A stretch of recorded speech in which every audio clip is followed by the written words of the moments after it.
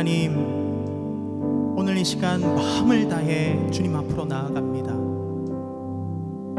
하나님께서 나의 아버지 되심과 하나님의 그 전능하심과 하나님의 계획하심이 오늘 이 시간 발견되어지는 귀한 은혜의 시간 되어지게 하여 주시옵소서. 마음을 다해 주님 앞에 나아갑니다. 우리의 찬양, 우리의 예배를 받아 주시옵소서. 주님께서 우리의 예배를 기뻐 받아 주실 것을 믿사오며 예수님의 이름으로 기도드립니다. 아멘.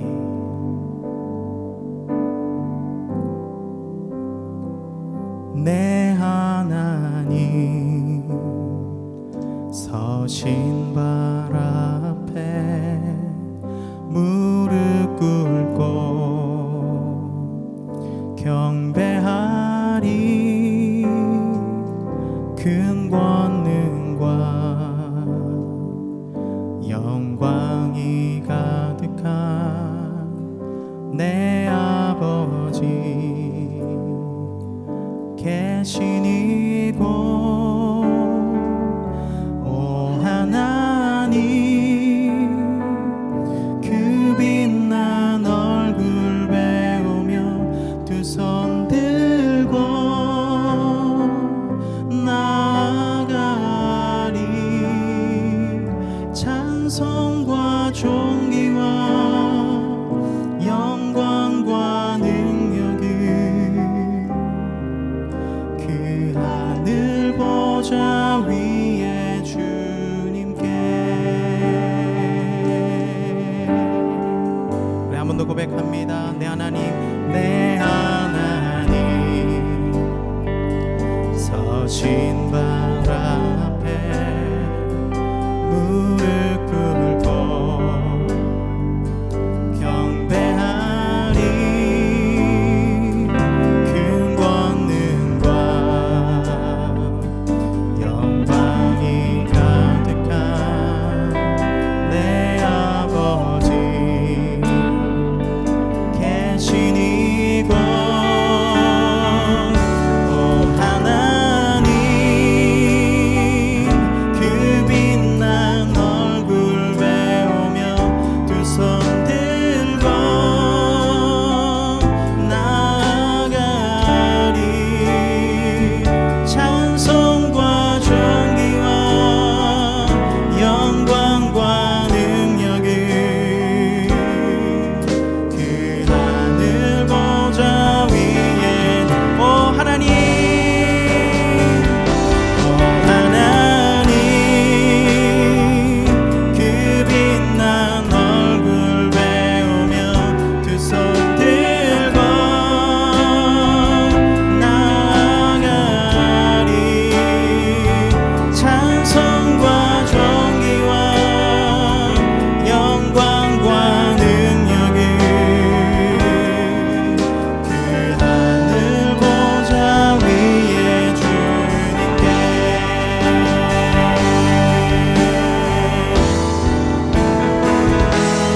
하나님,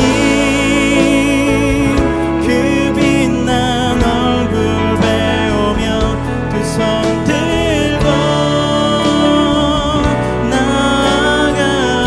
나아가리. 찬송과 존귀와 영광과 능력을 그 하늘 보좌 위에. 우리 마음을 다해서 함께 고백합니다. 오 하나님, 오 하나님, 그 빛난 얼굴 배우며 두 손 들고 나아가리. 찬송과 존귀와 영광과 능력을 그 하늘 보좌 위에. 이 시간 두 손 높이 들고 주님 앞에, 오 하나님, 오 하나님, 이 시간 마음을 다해 주님 앞에 기도하며 나갑시다. 하나님, 우리의 예배를 받아주시옵소서. 우리의 찬양을 받아주시옵소서. 나의 기도를 들어주시옵소서. 주님의 그 발 앞에 무릎 꿇습니다. 주여, 하나님을 바라보는 오늘 이 시간 되어지게 하여 주시옵소서. 하나님을 만나는 오늘 이 시간 되어지게 하여 주시옵소서. 주님의 그 거룩한 얼굴을 보기를 원합니다. 주여, 얼굴 배우며 두 손 들고 나아가리. 찬송과 존귀와 영광과 능력이 그 하늘 보좌. 우리 같이 고백합니다. 오 하나님,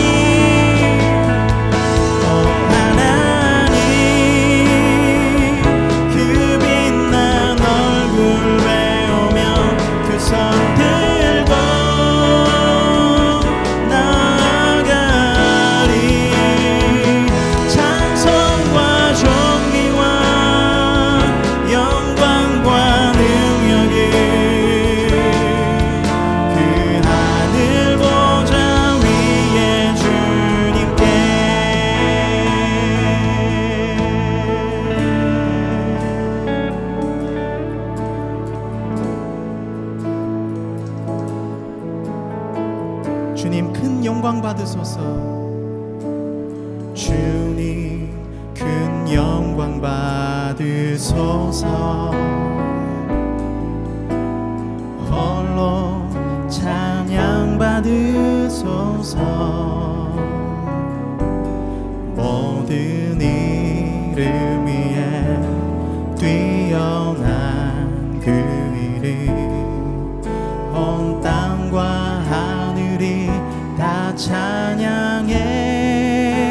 겸손하게 겸손하게 우리 무릎 꿇고 주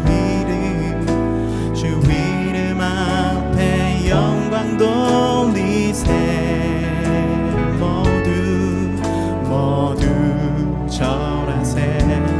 독생자 예수. 주님께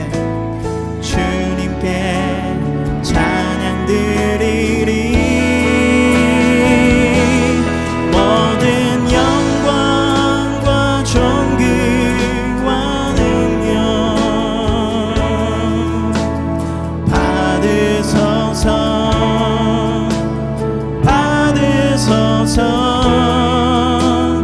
영광과 존귀와 능력 받으소서.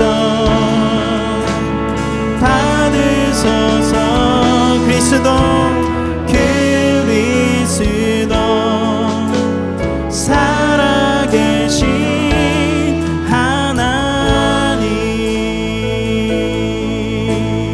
우리 한 번 더 고백합니다. 주님 큰 영광 받으소서. 주님 큰 영광 받으소서. 홀로 찬양 받으소서. 모든 이름 위에 뛰어난 그 이름, 온 땅과 하늘이 다 찬양해. 겸손하게 우리 무릎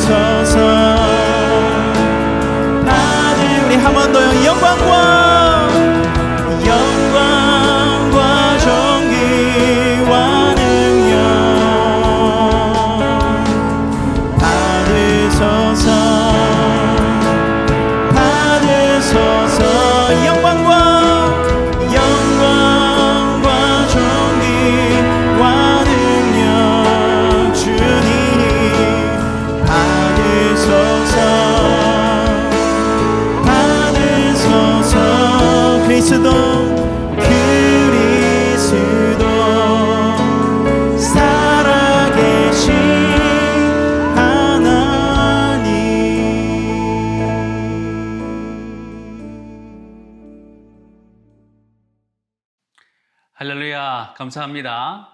은혜로운 찬양으로 섬겨주신 우리 뉴노멀 처치 문준영 목사님과 우리 성도님들께 진심으로 감사의 말씀을 드립니다.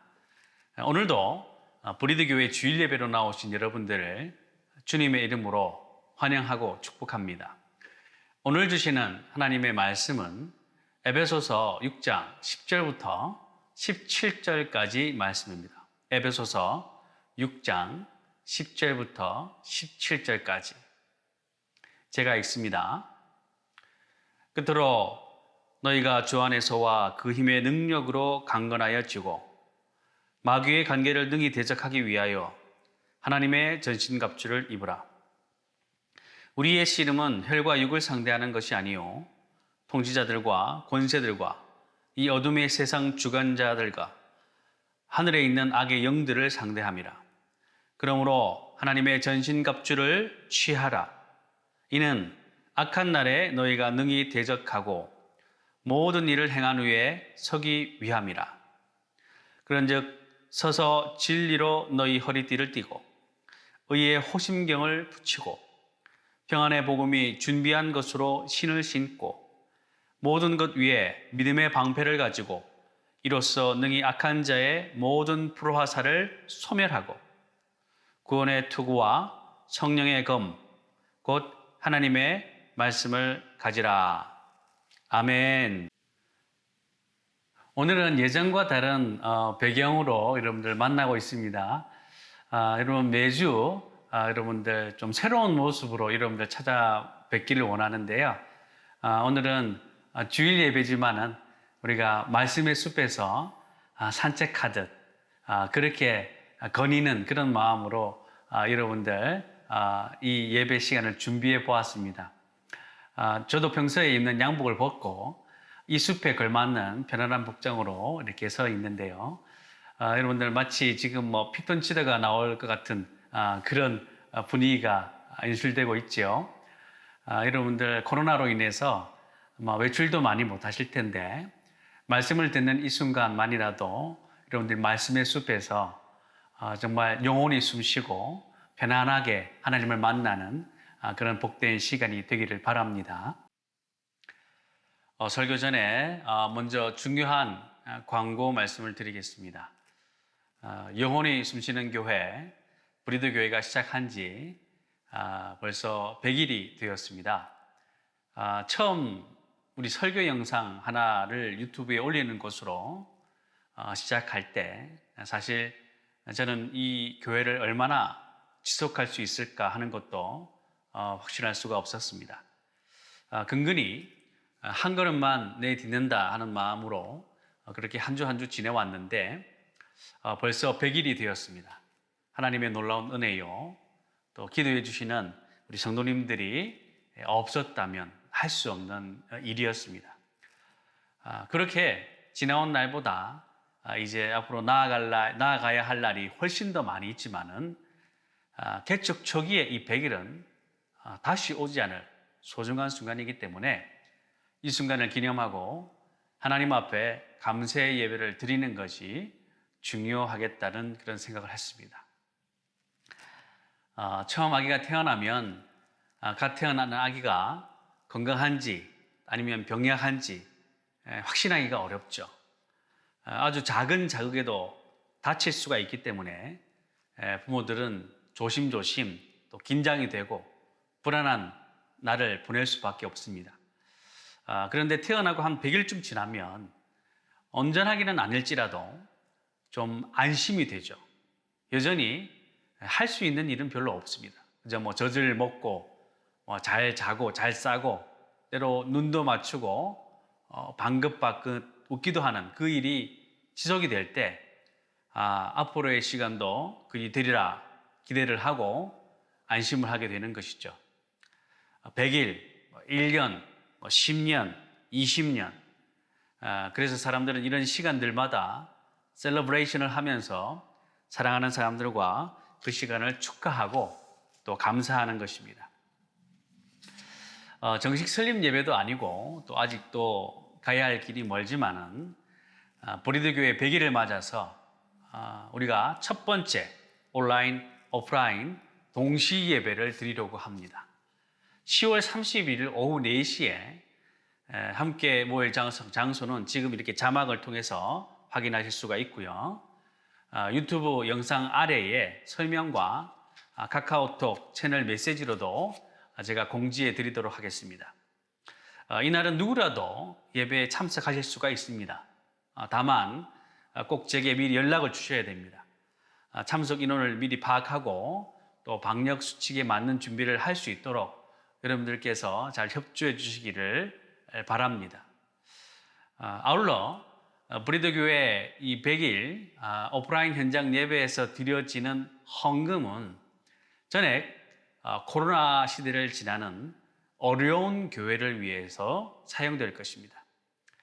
여러분, 한 통계에 따르면 코로나 기간 동안에 문을 닫은 소형교회가 9,000개에 달한다고 그래요. 그런 가운데 우리 브리드 교회는 시작이 되었습니다. 그리고 지금 이 순간에도 문을 닫는 교회들이 계속 나오고 있고요. 그래서 힘든 교회, 작은 교회들을 위해서 헌금을 드리려고 합니다. 그날 헌금이 100만 원 이하면 교회에서 100만 원을 채워서 드릴 예정이고요. 100만 원 이상이 헌금이 드려지게 되면 그 금액 전액을 그 교회를 위해서 도움을 드릴 예정입니다. 개척교회에서 이 100만 원은 정말로 작은 돈이 아니거든요. 이제 막 시작한 개척교회가 자기도 힘들면서 무슨 다른 교회를 돕는가 이런 생각하실 수도 있겠지만은 여러분, 저는 지금 못하면 나중에도 못한다고 생각합니다. 형편이 안 될 때, 어려울 때, 또 시작할 때 어려운 이웃들과 함께 나누는 일을 하지 못한다면 나중에 더 혹 성도가 많아지고 또 재정이 많아진다고 해도 결코 할 수 없을 것입니다. 100일에 100만 원 어려운 이웃에게 흘려보내니까 1년이 될 때는 1,000만 원 흘려보낼 수 있기를 기대하고 있습니다. 10월 31일에 현장 예배로 오시는 분들은 미리 우리 어려운 작은 교회를 위한 헌금을 준비하셔서 예배 중에 드리실 수 있기를 바랍니다. 그래서 다음 주일은 브리드교회 100일 기념 온오프 동시 예배로 드린다는 것, 그리고 오후 2시가 아니라 4시에 실시간으로 온라인 생중계 예배로 드린다는 것을 기억해 주시고 함께 동참하여 주시고 위하여 기도해 주시기를 바랍니다. 오늘은 에베소서 29번째 설교, 지금 하나님의 전신갑주를 입고 있습니까? 라는 제목으로 은혜를 나누겠습니다. 예전에 한 성도님으로부터 이런 질문을 받았습니다.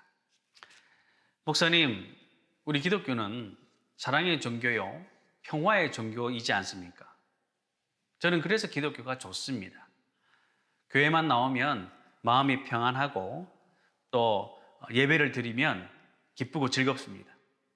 그런데 한 가지 이상한 것이 있습니다. 찬송가를 보면 어떤 찬송가는 내용이 섬뜩할 정도로 투쟁적입니다. 우리 기독교가 사랑과 평화의 종교인데 이것은 어떻게 된 일입니까? 모태신앙으로 자란 저는 한 번도 우리가 부르는 이 찬송들에 대해서 이상하게 생각해 본 일이 없거든요. 그런데 이 성도님의 말을 듣고는 그렇게도 생각할 수 있겠다 하는 그런 마음이 들었습니다. 사실 우리 찬송가 중에는 전투적인 내용을 가진 노래들이 많이 있죠. 찬송가 352장 십자가 군병되어서 그 찬송에도 2절에 무성도 피를 흘리며 큰 싸움한다 그렇게 나오고요. 계속 싸운다는 표현이 나타납니다. 싸우자, 원수를 정복하자, 또 최후 승리를 얻자, 이런 내용들의 찬송이 많죠. 기독교를 사랑과 평화로만 생각했던 이 성도님에게 이런 전투적인 찬송은 아주 이상하게 여겨졌던 것입니다. 여러분들도 이런 생각을 해보신 적이 있습니까? 우리가 삶에 일어나는 믿음의 일들에 대해서 우리가 의식 없이 그렇게 살아가다 보면은 비기독교인들은 아주 이상하게 생각하는 그런 일인데도 불구하고 우리는 전혀 이상할 것이 없다 하고 그렇게 넘어가는 그런 경우가 많습니다. 우리가 기독교인의 삶에 관하여 평소에 가지는 오해가 몽고하니까 이 성도님처럼 기독교에는 전쟁이 없다고 생각하거나 또 어울리지 않는다고 그렇게 생각하는 것입니다. 교회 다니면서 구원받았으니 이제는 마음껏 신앙생활하고 축복받으면 된다 그렇게 생각하는 것이죠. 그러나 여러분, 성경은 우리 그리스도인에게 전쟁이 있고 또 그리고 그 전쟁에서 전투해야 하고 또 그래야 마침내 승리한다는 것을 말씀하고 있습니다. 오늘 우리가 읽은 본문에 처음 끝으로 하면서 바울이 말하고 있죠. 근데 이 끝으로 하라는 말은 우리가 설교 마무리에서 말씀을 맺겠습니다 하는 것과는 다릅니다. 그래서 저도 요즘에는 가능하면 설교 말미에 이 말씀을 맺겠습니다 하고 마무리하지 않으려고 합니다. 괜히 우리 성도들에게 이제 마칠 시간입니다 하는 신호를 주는 것 같기도 하고요. 또 수업 종이 치는 시간을 기다리면서 땡 하자마자 가방 싸가지고 집에 가려는 학생들 같은 그런 마음이 들게 하려는 것 같아서 그렇습니다. 오히려 설교 마무리에 정말로 중요한 얘기를 하고 싶을 때가 있지 않겠어요? 그런데 이 말씀을 맺겠습니다 하는 이 말이 꼭 우리 수업 종소리처럼 들려서 우리 성도들이 이제 설교가 끝이 나겠구나 하는 생각으로 정말로 중요한 메시지를 듣지 못하게 할 수도 있을 것입니다. 바울의 이 끝으로 하는 말도 마찬가지죠. 여러분, 이 끝으로 이 말은 요약하면 결론적으로 그런 뜻이 아닙니다.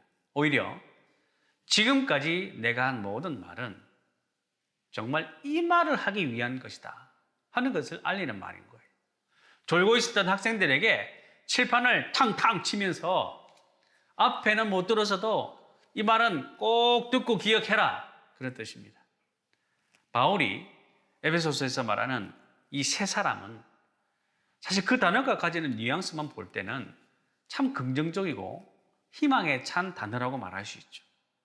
하지만은 바울이 설명하는 것을 잘 들어보면은 지극히 현실적인 면을 다루고 있어요. 여러분, 우리가 살아가는 일상이 어떻습니까? 아무 걱정 없이 평온한 하루하루가 지속이 되고 있습니까? 그렇지 않죠. 아무 어려움 없이 평온한 일상을 우리가 바라지만은 우리가 살아가는 현실은 참으로 치열합니다. 그리고 그 치열한 삶의 현실에 관해서 바울은 이 에베소서 말미에 와서 우리 그리스도인의 삶은 전쟁이다 하면서 역설을 하는 거죠.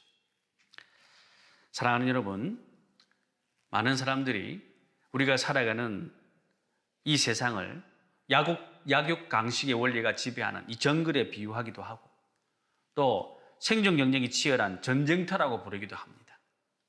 그리고 이 전쟁터에서 살아남고 승리하기 위해서 치열하게 살아가죠.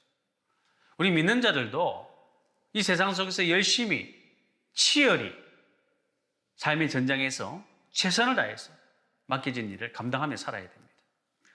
그런데 우리가 믿음으로 열심히 그렇게 살아가고 있는데도 이 전쟁과 같은 우리가 원치 않는 그런 갈등이나 분쟁에 휘말릴 때가 있어요. 평범한 일상 속에서 어느 날 갑자기 이 전쟁의 시간이 닥치는 것입니다. 우리 가정은 현재 평안해요. 아이들도 별 문제 없고 공부도 열심히 하고 친구 관계도 원만한 것 같아요. 남편도 많이 바쁜데 성실하고 술 담배도 안 하고 운동도 하면서 자기 관리하려고 애를 쓰고 있습니다. 그렇게 별일 없이 살아가고 있는 어느 평범한 날에 전쟁의 날이 갑자기 닥쳐진 거예요.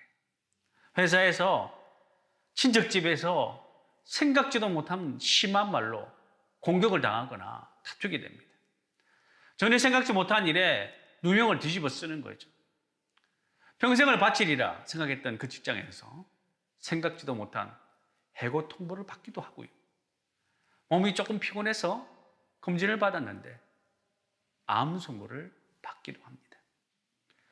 SNS에서 엄청난 공격을 받기도 하고 억울한 모함을 받아서 한 번도 발걸음하지 않았던 경찰서나 법원에 가서 조사를 받아야 하는 그런 일이 생깁니다. 생각지도 못한 사고로 중상을 입을 때도 있고요. 우리 가정에는 정말로 절대 일어날 일이 없다고 그렇게 생각했던 그 일이 일어나는 거예요. 전쟁의 날이요, 악한 날입니다. 이런 날이 오면 그래서 하늘이 노래요. 정신도 못 차리겠고 도저히 나 자신의 믿음을 지킬 수가 없습니다. 이런 날이 오면 아무 생각이 안 나는 거예요. 기도도 안 나와요. 그저 멍하게 마음속으로 이제 큰일 났구나 하는 그런 생각밖에 안 되는 거죠. 망치로 그냥 머리를 크게 한 방 맞은 것처럼 잘못하면 한 방에 나락에 떨어지는 거예요. 이런 날, 이런 악한 전쟁의 날에 여러분 우리는 머리를 맞아도 안 되고 가슴을 찔려도 안 되는 거예요.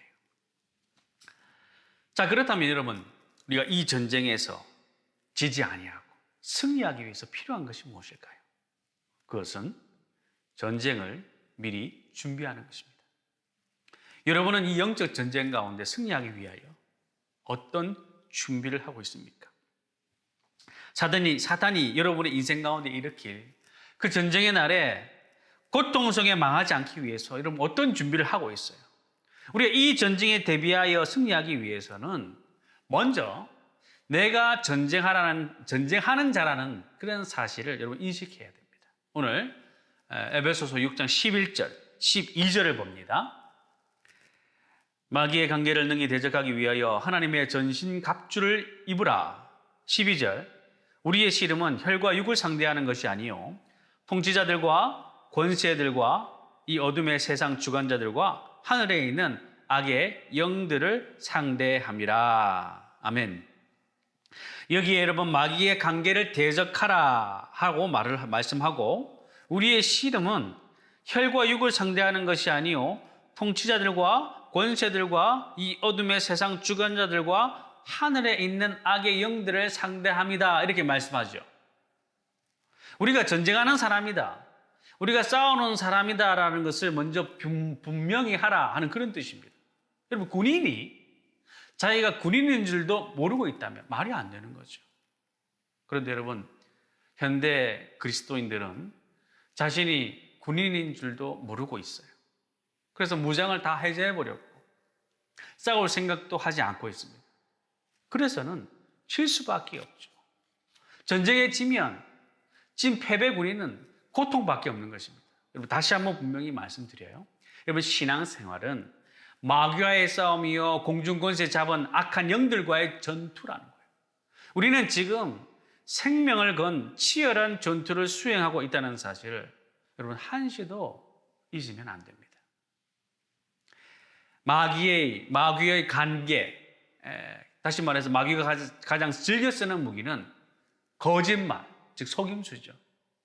여러분 마귀를 우습게 알면 안 돼요. 우리가 꼭 알아야 하는 것, 마귀가 여러분 엄청나게 머리가 좋다는 거예요. 얼마나 머리가 좋은지 성경에 나오는 수많은 믿음의 사람들도 마귀에게 다 깨져서 나자빠진 경우가 허다합니다. 여러분 다윗을 생각해 보세요. 다윗이 얼마나 위대한 믿음의 사람입니까? 하나님의 마음에 합한 자 다윗. 그런데 그런 다윗도 바세바라는 여자에게 스스로 넘어가서 가늠죄, 살인죄까지 저지르고 말았어요. 여러분 가룟 유다는 돈을 좋아하니까 마귀는 돈을 가지고 또 유혹을 합니다. 여러분 오늘 이 코로나 시대에는 마귀가 어떤 모습으로 나타날까요? 여러분 코로나 바이러스가 마귀가 아닙니다. 착각하지 마세요. 코로나 걸린 사람이 사탄이 아니에요. 착각하면 안 됩니다. 이 코로나 시대에 하나님의 백성들이 믿음으로 살지 못하도록 유혹하고 속이고 패배와 절망감에 빠뜨리는 여러분 그것이 바로 마귀의 관계일 것입니다. 자, 그런가 하면 사단이 전쟁에 이기기 위해서 또 하나 즐겨 쓰는 전략 중에 하나는 우리들의 약점을 공격하는 거예요. 우리는 모두 다 약점이 있죠. 어떤 사람은 물질에 약하고, 어떤 사람은 이성에 약하고, 어떤 사람은 교만에 약하고, 사람마다 다 약점이 있습니다. 그런데 그 약점을 마귀가 기똥차게 알아요. 그래서 그 약한 부분에 유혹을 던져놓고 넘어뜨리려고 하는 거죠. 제가 아는 어떤 분은 노래를 정말 잘하시는 분이 계셨어요. 이분이 그 아름다운 목소리로 찬양을 하면 어찌나 은혜스럽던지. 그런데 그분이 하시는 말씀이 자기는 대중가요는 절대로 안 부른다. 그렇게 말씀하시는 거예요. 제가 속으로 목사지만 아니 대중가요 한 소절 부르는 게 뭐가 그리 죄라고 절대로 안 부른다고 그러는가? 얼마나 좋은 노래들이 많은데. 저는 여러분 대중가수 중에 이적이라는 가수를 참 좋아하거든요. 이적이라는 가수가 노래도 참 잘하고 가사도 좋고. 그런데 여러분 이 집사님이 하시는 설명이 자기가 예전에 정말 대중가요를 많이 불렀다는 거예요. 거의 연예인 수준으로. 어디 가서 그래서 노래만 하면 사람들이 그렇게 열광을 하고 좋아해 주었다는 거죠. 그런데 어느 순간에 자기 입에서 찬양은 나오지 아니하고 사람들이 좋아하는 노래만 부르고 있는 자신을 발견하게 되었다는 거예요. 깜짝 놀랐다는 거예요. 자기가 그 사람들의 이 열광, 또 박수, 인기, 칭찬 이런 게 너무 좋은 거예요. 그래서 그때부터 자기는 나는 이 부분이 약하구나 생각한 거죠. 약한 부분에는 특별한 조심을 하여서 부를 수 있어도 안 부른다. 그렇게 마음먹었다는 것입니다. 여러분 저는 코 쪽이 좀 약하거든요. 알레르기 비염이 있어가지고 이 조금만 환경이 바뀌고 이 습도가 달라지고 온도가 달라져도 이 코에 신호가 옵니다. 그래서 요즘 같이 이 기온이 확 떨어지는 날에는 제가 코로나 전에도요 언제나 이 마스크를 즐겨 끼고 다녔습니다. 그러면 우리 성도님들이 때때로 목사님 감기 걸리셨어요? 어디 아프세요? 이렇게 묻는 분들이 있었어요. 그래서 어떤 때는 우리 성도님들 마음을 쓰이게 하는 것이 안 좋겠다 하고 마스크를 안 쓰고 다니려고도 해보았습니다만은 그러면 이내 그냥 코끝이 찡 해오면서 훌쩍이게 되는 거죠. 그러다 보니까 성도님들께 그때마다 아닙니다. 그때 그냥 미리 조심하는 겁니다. 이렇게 말씀을 드리죠. 약한 부분은 조심하고 관리하는 것이 늘 설교를 해야 하는 저를 지키는 일이고 또 성도와 교회를 유익하게 하는 일인 것이 되는 것입니다. 사랑하는 여러분, 여러분은 어디가 약합니까? 여러분이 특별히 약해지는 장소가 어디고 특별히 연약해지는 때는 언제입니까? 늘 괜찮다가 1년 중에 그때만 되면 마음이 우울해지고 이상해지고 침체가 됩니다. 여러분 그때를 조심해야 돼요. 그때를 대비해야 돼요. 다른 곳에 있을 때는 다 좋았는데 어떤 장소에만 가면 마음이 흔들리고 마음을 지키기가 어렵습니까? 여러분 그 장소는 피해야 됩니다. 안 가야 돼요. 어떤 목사님은 수많은 대중 가운데서 열정적인 설교를 한 후에 꼭 마음이 공허하고 약해진다. 그렇게 고백을 합니다. 큰 성공을 거둔 후에 사람이 공허해지고 많은 사람들을 만나서 또 봉사를 많이 한 후에 그 이후에 혼자 남게 되었을 때 지독한 우울감에 빠지는 사람도 있어요. 마귀의 관계는 아무리 신앙이 오래된 사람이라도 넘어뜨립니다. 목사도 넘어뜨려요. 영웅도 넘어뜨리고 성인 군자 다 넘어뜨립니다. 여러분 이 싸움이 쉬운 싸움이 아니에요. 전선이 없는 싸움입니다. 언제 어떻게 공격을 당할지도 모르는 그런 싸움이에요. 정말 힘든 싸움. 그러나 여러분 염려할 것이 없습니다. 우리가 사단의 전략을 미리 알고 대비하면 이길 수 있는 것입니다. 아멘 하십시오.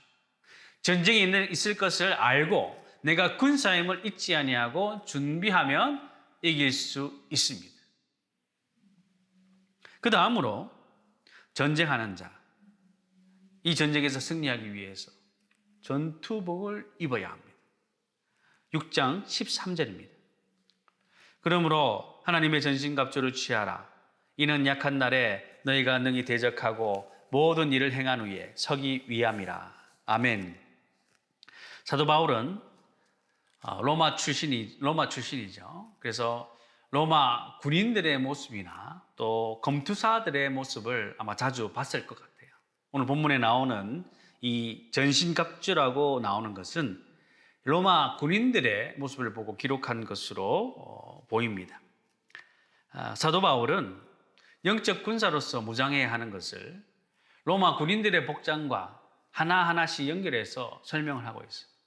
진리의 허리띠, 의의 호심경, 또 평안의 복음에 준비한 신발, 믿음의 방패, 또 구원의 투구, 성령의 검, 이 모든 것들은 전쟁에 나갈 사람이 준비해야 될 그런 전투복이죠. 여러분, 이 전신갑주가 뭡니까?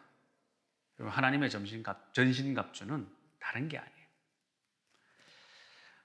여러분, 내가 예수 이름 때문에 믿음을 갖고 사는데도 물질이 많지 않고 또 돈을 많이 벌지 못하고 예수 때문에 취직이 잘 안 되어서 사회생활을 제대로 할 수 없고 내가 예수 이름 때문에 이 땅에서 남들이 가지는 만큼 그렇게 가지고 살지 못한다 할지라도 하나님께서 나를 위해서 가지고 계신 그 계획은 내 앞에 놓여진 그 현실과 환경을 초월하는 가장 멋지고 아름다운 계획일 것이다.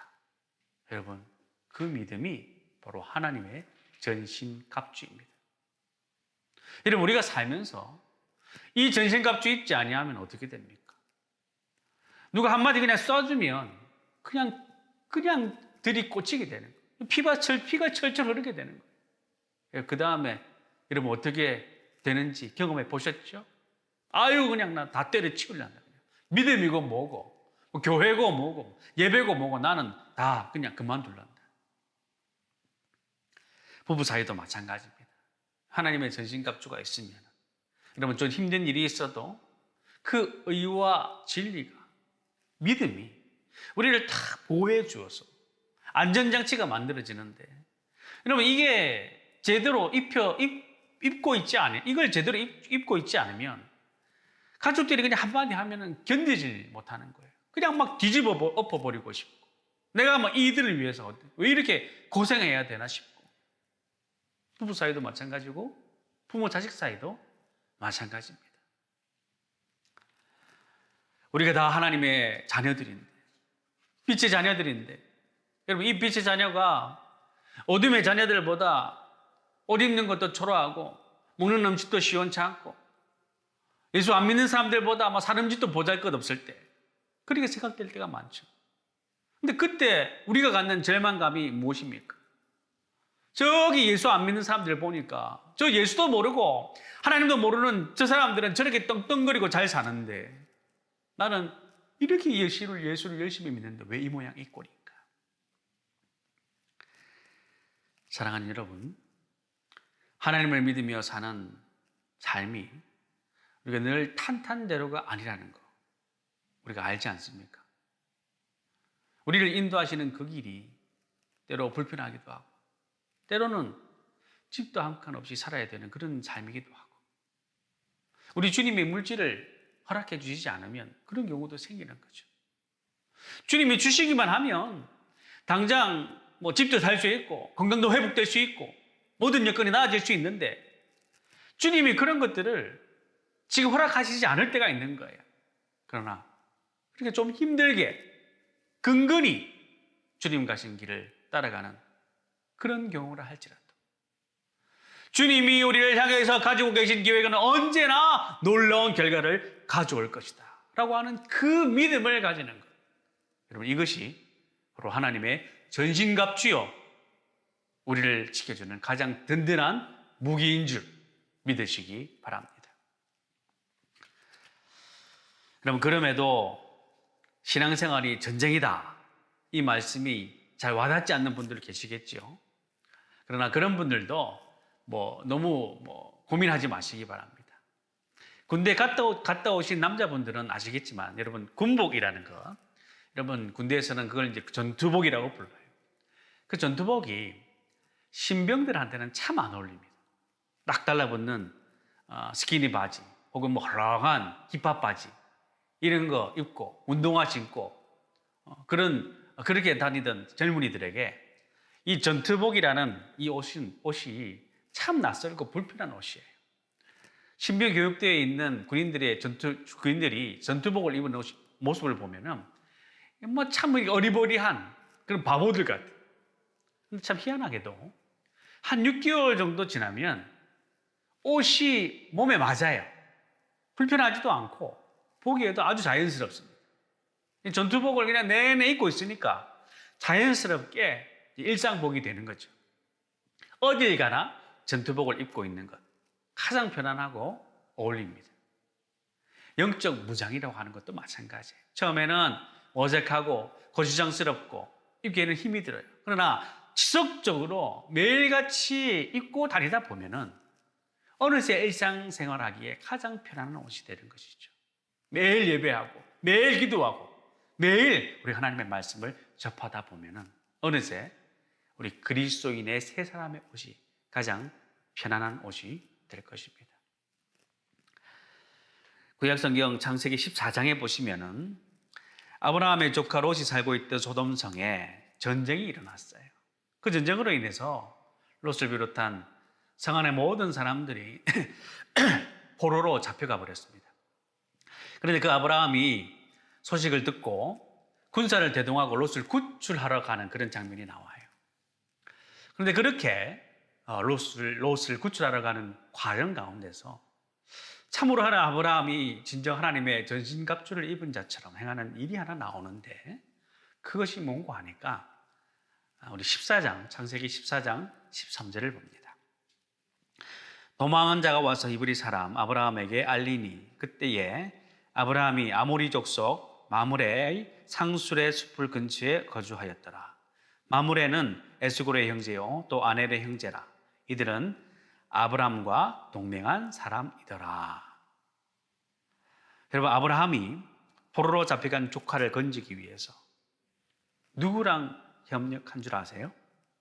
바로 그 땅의 이방 족속들, 마므레, 에스골, 아넬, 그럼 이 세 형제 부족들과 협력을 한 것입니다. 왜냐하면 이 사람들은 아브라함과 동맹 관계에 있었어요. 아브라함이 그 땅에 있는 하나님을 잘 알지 못하는 가나안 원주민들과 협력 관계를 맺고 살아가고 있었다는 거예요. 우리가 이렇게 생각할 수 있죠. 아니, 하나님을 믿는 사람이 어떻게 주변 이방 부족들하고 동맹을 맺는가? 아브라함은 자기의 후손이 그가 가서 살게 될 그 가나안 땅을 전부 소유하게 될 것이라는 약속을 하나님께 받았습니다. 그래서 얼마나 당당하게 가나안으로 들어왔는지 몰라요. 하나님은 신실하신 분이죠. 하나님은 거짓이 없습니다. 하나님의 약속은 그대로 성취될 수밖에 없죠. 이렇게 철저한 보장을 받고 아브라함이 가나안 땅으로 왔어요. 그랬으면 하나님만 잘 섬기고 날마다 기도 생활만 열심히 하면 되지. 왜 예수도 안 믿는, 하나님도 모르는 그 이웃 부족들하고 동맹을 맺고 삽니까? 무엇이 겁이 나서 그렇게 하느냐? 아브라함이 너무 인간적이었습니까? 그렇지 않습니다. 아브라함은 자기가 비록 하나님의 택함을 받은 선민이었고 오직 믿음으로만 살려고 노력하던 그런 거룩한 사람이었지만은 아브라함 역시 여전히 세상 속에 살고 있는 사람이었습니다. 가나안 사람들을 틈바구니에서 소수민족으로서 외롭게 그래 생존 경쟁을 해야 하는 그런 처지였던 거죠. 가나안 땅에 이 불신자들과 더불어서 날마다 양치고 또 농사를 지어야 하는 그런 삶을 살았습니다. 때로는 그 사람들과 어려운 문제를 놓고 의논을 해야 하기도 했고 도움을 받기도 하고 도움을 주기도 하고 그렇게 살았던 거죠. 우리가 그리스도인으로 살지만은 우리가 살아가는 세상은 예수 그리스도를 모르는 사람들이 절대 다수를 차지합니다. 그래서 예수를 믿는 사람이 세상에서 다수인 불신자와 더불어 공존하며 살기 위해서는 지혜가 필요하죠. 잘못하면 낙동과 오리알 되는 거예요. 미운 오리새끼 신세가 되기 십상인 거죠. 아브라함은 그 사회의 일원으로서 무엇을 책임져야 하고 무엇을 해야 할 것인가, 이것을 늘 생각하고 있었던 사람이었던 것입니다. 그래서 아브라함은 그들이 비록 불신자들이고 하나님을 알지 못하는 사람들이었지만은 그들이 어려움에 처할 때는 어떻게 도와야 할지를 알고 있었던 사람이고, 또 자기가 어려움 당할 때 어떻게 그들에게 도움을 요청할 수 있을 것인가를 알고 있었어요. 사랑하는 여러분, 우리는 그리스도인으로서 비록 이 세상에 속하지는 않았지만 이 세상 속에 살고 있죠. 가난한 부족들과 함께 살고 있는 것입니다.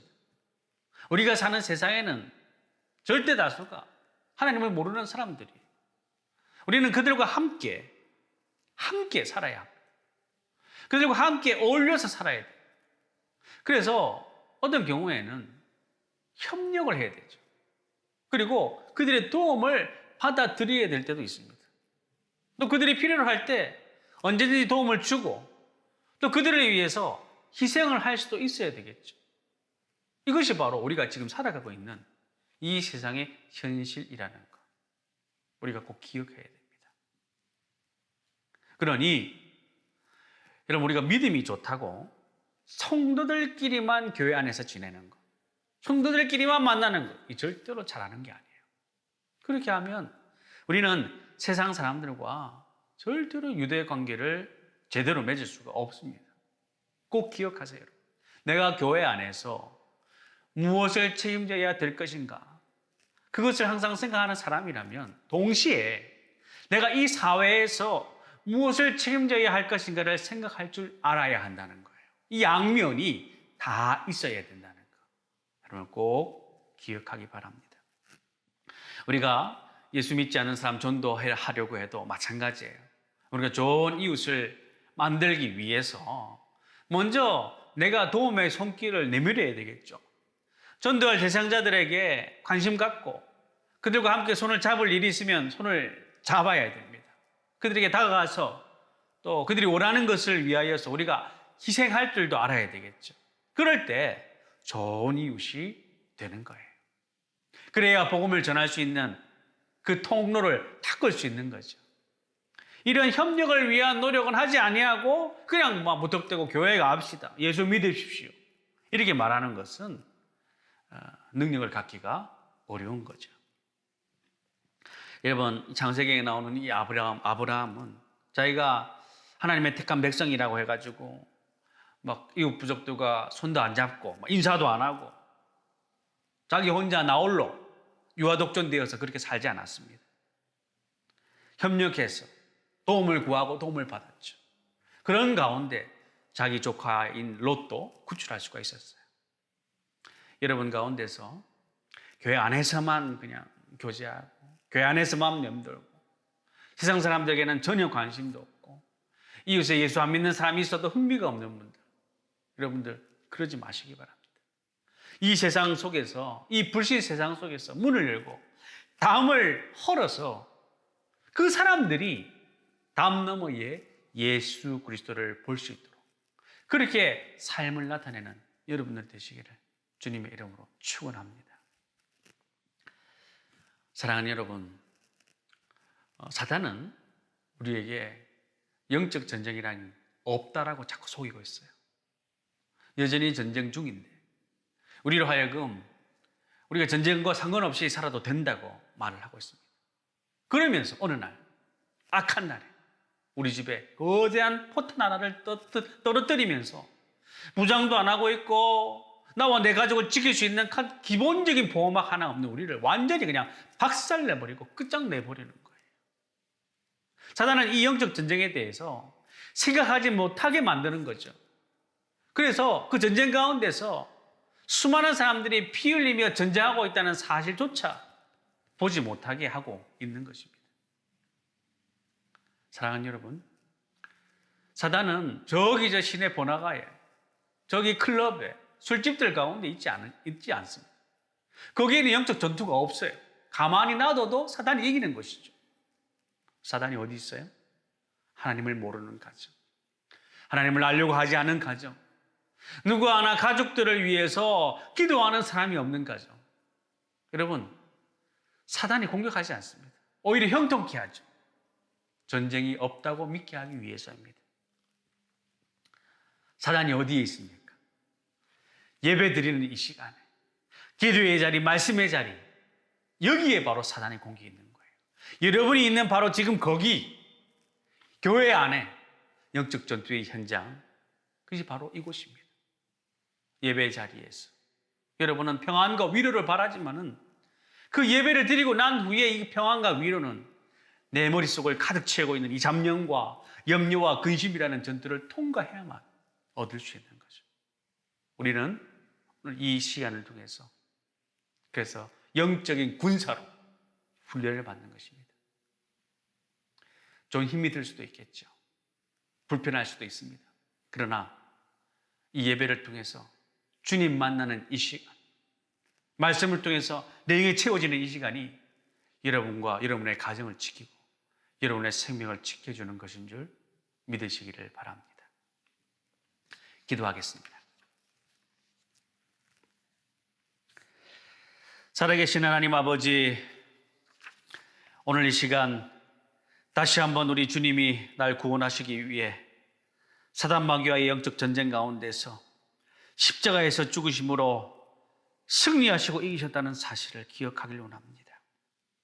그저 말씀 한마디로 살아난 생명이 아니라 우리는 상상도 할 수 없는 고통과 고난과 치열한 죽음의 극한 가운데서 대가를 치르시고 살게 하신 우리의 생명이요, 우리의 인생인 줄로 압니다. 그 구원의 은혜를 힘입어 매일매일 승리하며 살게 하여 주시옵소서. 세상에서 우리는 다른 사람들과 경쟁하며 전쟁 같은 현실 속에서 살아가고 있습니다. 하지만 진정 우리의 전쟁은 혈과 육을 상대하는 것이 아님을 깨닫게 하여 주옵소서. 이 세상에서 주 안에서 새 사람으로 살아가지 못하게 하는 하늘에 있는 악한 영들, 사단 마귀의 권세를 상대하는 일인 줄을 깨달아서 의와 진리와 말씀과 기도로 무장하여 성령의 능력으로 하나님의 전신갑주를 입게 하여 주시옵소서. 그러면 이기겠나이다. 그러면 살겠나이다. 주님, 우리와 모든 순간 함께하여 주시고 우리를 붙들어 주시옵소서. 살아계신 우리 주 예수 그리스도의 이름으로 기도드리옵나이다. 아멘. 이제는 사단의 그 모든 시험을 말씀으로 이기신 능력 되신 예수 그리스도의 은혜와 내게 영적 전쟁에서 싸워 이길 수 있는 힘과 능력을 주시고 변함없이 나를 지키시는 하나님 아버지의 무한하신 사랑과 날마다 나의 죄와 허물과 내 약점 가운데서도 피할 길을 여시고 유혹에 빠지지 아니하도록 도우시는 성령 하나님의 위로하시고 인도교통 충만하시며 믿는 자의 삶이 영적 전투임을 기억하고 하나님의 전신갑주를 입고 주의 군사로 훈련되어 마침내 승리하고 하나님 앞에 잃어버린 믿음의 열정과 기쁨과 평안을 다시금 회복하기를 소망하는 오늘 함께 예배를 드린 모든 믿음의 성도들 머리 위에와 이들의 가정과 일터와 자녀들과 모든 산업들과 육신과 마음의 질병으로 고통받는 환우들과